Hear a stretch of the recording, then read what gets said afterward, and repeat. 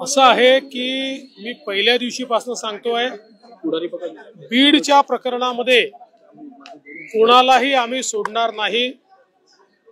ज्याचा संबंध आढळेल, ज्या प्रकरणात आढळेल त्या प्रत्येकावर या ठिकाणी कारवाई करण्यात येईल।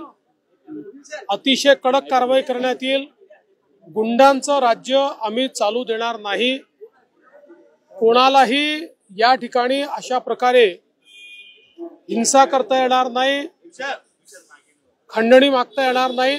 या दृष्टीने तपास अतिशय गतिशील केलेला आहे आणि त्यामुळेच आज त्यांना त्या ठिकाणी शरणागती पत्करावी लागली आहे। आता हत्येतले जे आरोपी फरार आहे त्यांना पकडण्याकरता देखील वेगवेगळ्या टीम्स या पूर्णपणे कामी लागलेल्या आहेत आणि कुठलाही आरोपी आम्ही त्या ठिकाणी सोडणार नाही, सगळ्यांना शोधून काढू।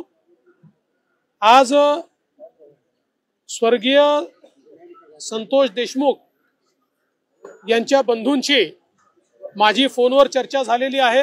त्यांनाही मी आश्वस्त केलेलं आहे की तुम्ही काळजी करू नका, काय वाटेल ते झालं तरी सगळे दोषी शोधून आणि जोपर्यंत ते फासावर लटकत नाही तोपर्यंतची सगळी कारवाई पोलीस करतील, हा विश्वास मी त्यांना दिला आहे।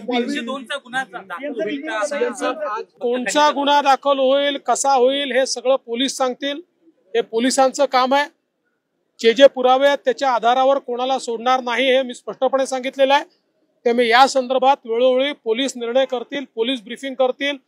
जाणीवपूर्वक ही केस CID ला देण्यात आलेली आहे, त्यांना पूर्ण स्वायत्तता देण्यात आलेली आहे। कोणाचाही त्यांच्यावर दबाव चालवून घेतला जाणार नाही, कुठलाही दबाव राहणार नाही। कोणी काही म्हणत असलं तरी पोलीस जो काही पुरावा आहे या पुराव्याच्या आधारावरच या ठिकाणी कारवाई करतील। त्यामुळे कोण व्हिडिओत काय म्हणताय, कोण काय म्हणत नाही हा विषयच नाही।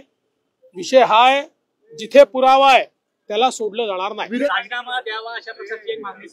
मला या प्रकरणातल्या राजकारणामध्ये जायचं नाही। मी पहिलेपासून सांगतो, कोणाही विरुद्ध पुरावा असेल तर द्या, ज्याच्या विरुद्ध पुरावा असेल आम्ही शोधतोय, कोणाजवळ दुसऱ्याजवळ असेल त्यांनी पण द्यावा।